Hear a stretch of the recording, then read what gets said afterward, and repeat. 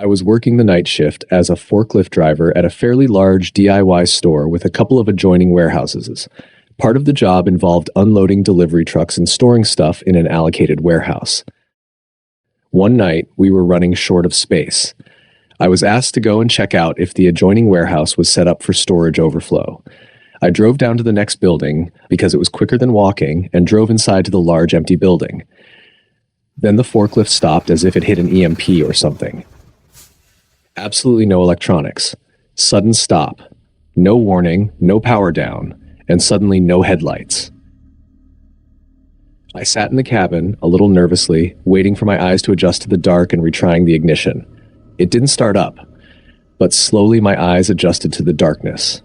Across the building, I could see, or thought I could see, human shapes moving about. They were at the opposite end, so even further away from the main building than I had been. And I drove the forks, so I didn't think these could be co-workers who had run down and entered the building some other way to prank me. I kept trying the key, getting more nervous, and the shapes I thought I could see started to cross the large open space and move towards me. I didn't think they could be thieves. There was nothing in the building, never mind anything worth stealing. But the thought occurred to me that they could be junkies finding an out-of-the-way place to shoot up. I turned the keys more and more desperately and made the mental decision that if they reached a certain spot, I would just abandon the forklift and run back to the main building and claim it was mechanical failure I couldn't fix, and not me being spooked by shapes in the dark. Anyway, suddenly the machine thrummed into life, and the headlights and power came back on. There was nothing in the building, no other people. I was absolutely shocked because I was convinced there was more than one person approaching me and within 20 meters of the forklift. But no, not a soul. I drove out of there, locked up, and thought about how the mind can be tricked into seeing things that aren't there. Or was there really something?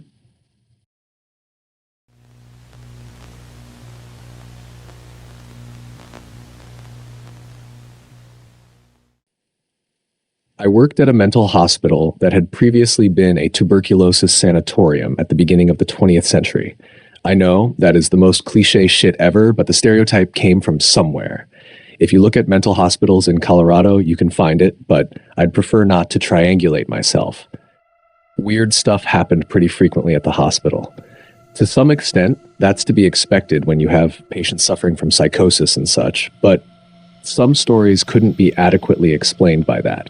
For example, I worked with teenagers and my sister wing worked with children. Several of my coworkers had kids come out of a specific room in the middle of the night, asking staff what they wanted. Every time, the child told them they'd been woken up by someone calling their name. It was always the same room and happened repeatedly with totally different patient cohorts. The admin building also had weird reports. Back in the day, the basement had been the morgue, and there were claims that there was an incinerator down there for bodies. A couple of times, police had shown up saying they received a call from the building in the middle of the night. None of the staff had any idea what they were talking about. I was told it had been traced to the basement, which should have been impossible since there were no longer any working phones there. Whether that part is true, I don't know. What I do know is it seemed more believable after my experience. Normally I worked during the day, but one time I worked a double, so my shift ended at 11:30 at night. There was a TV, DVD player, AV cart thing that we occasionally borrowed from the admin building so we could show movies to the patients, but it had to be taken back when we were done for safety reasons. So, at about 10 that night, I started wheeling it back. Once I got to the admin building, I had to take an elevator to the upper floors to put the cart back where it belonged. It was already creepy. Most of the lights in the building were off or turned low. There were some people working since we took admits overnight, but it was still a lot quieter than normal. The elevator itself is one of the really old-fashioned ones with a cage and everything. It's partially modernized, but a lot of it was from the original building. I got into the elevator with my cart, hit the button for the third floor, and waited. However, instead of going up, the elevator went down. It stopped at the basement and let out a... but the doors never opened. It just sat there with me in the cage and the doors outside closed in the basement in a mostly abandoned building that was reputed to be haunted. Then it just took me back up to the third floor, and everything was normal. I know it doesn't sound that scary, but honestly, that 15 seconds or whatever while I was hitting the button to go back up seemed like they took forever. I was sure the doors were going to spring open any second and show me a corpse or something. After I got back to my building, I told my coworkers about it, and apparently, I wasn't the only one who had the elevator take them on an unexpected field trip. I never worked there at night again. Sometime after this, I was working a shift with the partial hospitalization kids and had taken them to dinner in the cafeteria, which is in the same spooky admin building. I was watching everyone when I saw one of the kids hide under a table. I couldn't tell who it was, but I spent a lot of time with these kids, playing with them, being a confidant, etc. So I went to sneak up on the one under the table and surprise them and make sure they weren't getting up to any trouble. I did the stereotypical boo and popped under the table, only to find no one there. There is no way they could have gone anywhere else without me seeing them.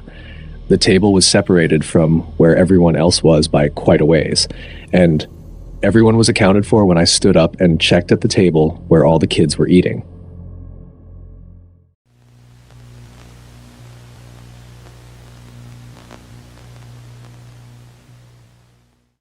I went to a suicide as a coroner out in the middle of nowhere. Just me and the cops standing around the body bag under a little rain roof in a corner of a semi-trailer lot.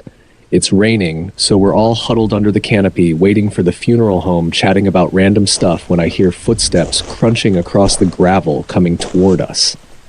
I look over thinking it's the funeral home or someone else, and there's nobody and nowhere anybody can hide. Well, that's weird, but maybe my mind heard the rain running off the roof and invented that sound or whatever. I believe in ghosts well enough, but I look for the obvious and explainable answers before making that leap, so I wasn't too concerned about it. Until it happened again, several footsteps getting louder and closer in the gravel, but when I look, nothing. Well, now I'm fully aware of this, and now I'm making sure I'm paying attention to the area these sounds are coming from out of the corner of my eye. A minute or two later, I hear them again, and I see absolutely nobody or anything. It happened a total of about 4/5 times before the funeral home showed up, and we wrapped everything up and left.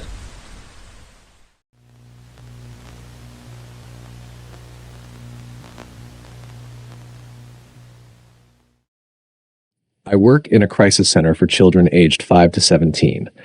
While it does get less creepy over time, there are still moments when the atmosphere gets to you.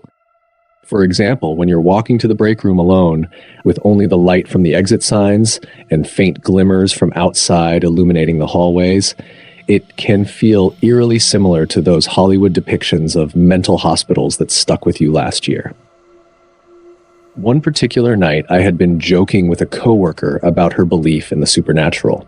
She had been telling me stories some of the kids shared from one of the 6 rooms available.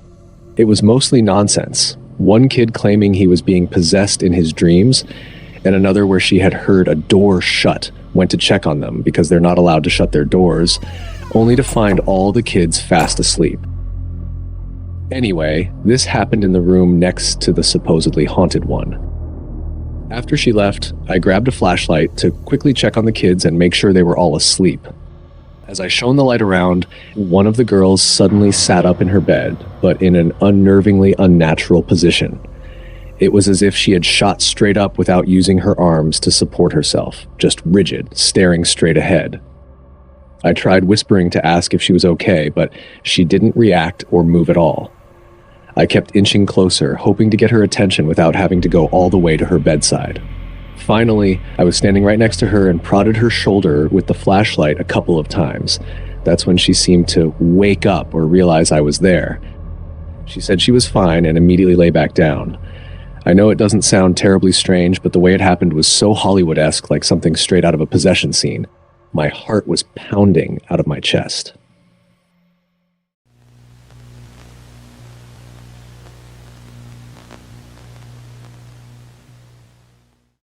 I work from 9 p.m. until 7:30 a.m. at a very large, old hospital. This place has been opened and expanded upon since the 60s. Many of the old trauma departments have moved to newer buildings in the hospital, and the old areas are converted to clinics. If there is a specific medical instrument needed, I go get it, even from those very old parts of the hospital that nobody is in. There is 3 things that I won't ever forget. The 3rd floor clinic area has some weird ways in, and not all of those ways are secure. I went to the floor looking for some OBGYN supplies for the labor and delivery needs of the new part of the hospital. Upon entering one of the areas, I was greeted by the sight of an older bearded man who was pretty obviously homeless. I am not security, and I'm not going to get into a fight with this guy if he's triggered by drugs, PTSD, or any other reason. I leave a little way from him into a secure room and call security. When they arrive, he was gone, and as far as I know, was never caught. One time, I was getting some solution from the old children's section of the hospital, which is now used as storage. There was nobody around, but then I heard in my right ear what was sounding like someone was whispering to me.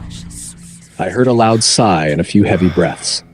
Well, nobody was around. I finished my task on the floor, but much faster than normal. The last one that got to me was when I caught a reflection while putting something in a patient room. Room was not occupied. This was on our 8th floor patient rooms, the cancer floor. I thought I saw someone in the corner of the room from the corner of my eye, but I was wrong. It was a reflection of someone in the room. It was an older lady that looked thin and sad. In reality, there was no one in the room besides me. I finished up quickly and took lunch with the nursing staff. What do you think about these stories? Can you come up with reasonable explanations for them? Share your thoughts in the comments, and thank you for watching. See you next time.